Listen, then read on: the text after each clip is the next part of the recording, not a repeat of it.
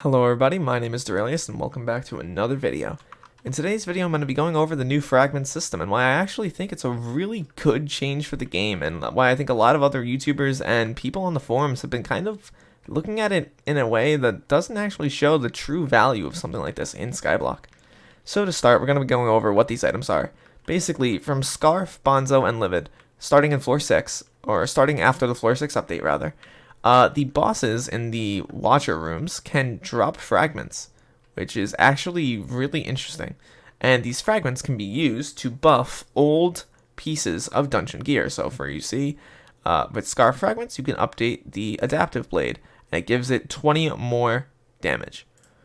For the adaptive helmet and the rest of the adapt set, it gives it 10 more health and 10 more defense, which actually is a really big change. And you can start seeing why it's a big change. So if you look at the adaptive helm, and I said it was a 10-point buff to defense, and as you can see, I have 109 defense in dungeons with adaptive helm. When I get the buff, it's not a 10-point defensive buff anymore, it's a 20-point defensive buff. And that's where I think the strength of something like this comes into play so often. Other YouTubers wrote this off as, oh, it's only a 10-point buff to health and defense, you shouldn't get this. Whereas I think it's a 10-point buff that's absolutely insane. Because when you 5-star this item, when you put hot potato books on it, it's not going to be a 10-point buff anymore. It's going to be a closer to 50-point buff because of all the ways that exponential stacking works in dungeons. So I do recommend you get Scarf Fragments, and I do recommend you put them on adaptive gear. And if other YouTubers just blindly say, oh, this item only has a 10-point buff, do not get it, make sure you read the fine print and look at the fragments themselves and see the changes they make. I'm not trying to call out any YouTubers with this, by the way, and I'm not trying to call out any forums members.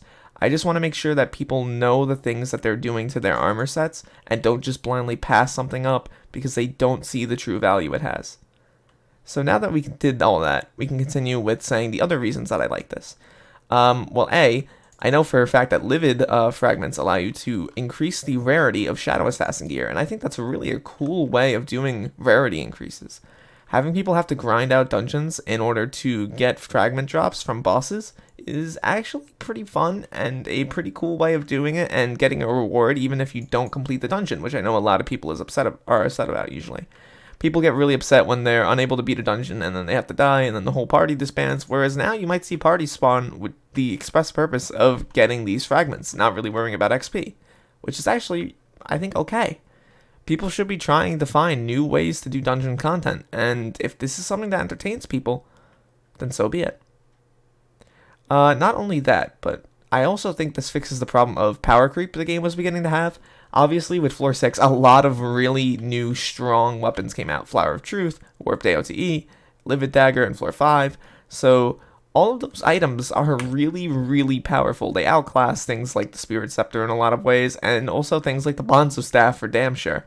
And now, with the abilities to upgrade things like the Bonzo Staff and the Bonzo Mask with the Bonzo Fragments, I could see that as a way to close the gap, because in a lot of ways, there's been a gap open between Dungeons players.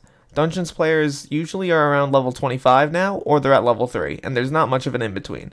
You can't really find Floor 3 and Floor 2 runs anymore unless you're looking for people who want to be carried, and they're level like 2. This will hopefully allow people to more easily get into dungeons, with the promise of being able to upgrade gear later on, keeping them relevant. I think it'll make the game a lot more fair for people who are unable to get out of that cycle of, okay, I'm too low level to do this, and okay, my gear is too weak. I need to buy a 15 million now set that I didn't want to do because it's just dungeons gear, you know? So I think that overall these are really positive changes, and it also keeps people running lower dungeons even when they're not like super weak, which can help further alleviate the problem by allowing people to actually get the carries that they need. And I don't think carrying is necessarily a bad thing. I think the community needs to stop seeing that as like a terrible thing to help people out every once in a while, you know? Like, what happened to the Skyblock last year? There was just people throwing Lapis gear at each other, you know? Now a lot of the community is just, in dungeons anyway, focused on getting stat boosts and beating out other players. And locking them out as much content as possible, which is, I guess, fine. Because, you know, this is a semi-competitive game, but still. I'd rather see people be a little nicer to each other, you know? On that note, I don't want to use this video to criticize or like just publicly shame any YouTubers. Obviously, YouTubers have a large struggle with a lot of this type of thing. Sometimes people just don't know what the items do without actually owning the item. Some people can misread stats and see things as incorrect. I've definitely done it in the past. So don't go witch hunting anyone that may have done any of the things I said in this video. Just wanted to clear up the little error so that people don't make mistakes when making and creating armor.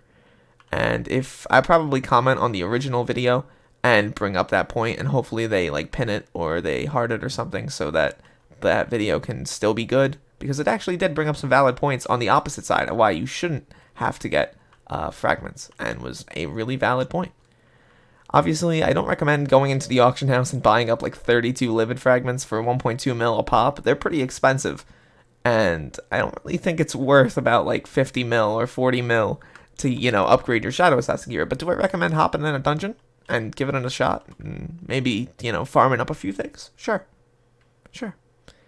Go in there and go kick some ass, fellas. That's what I always say, you know.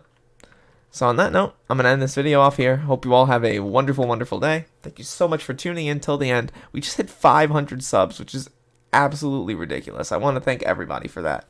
And yeah, if you guys can hit that subscribe button, it means the world. And yeah, see you guys in the next video. Peace out, fellas.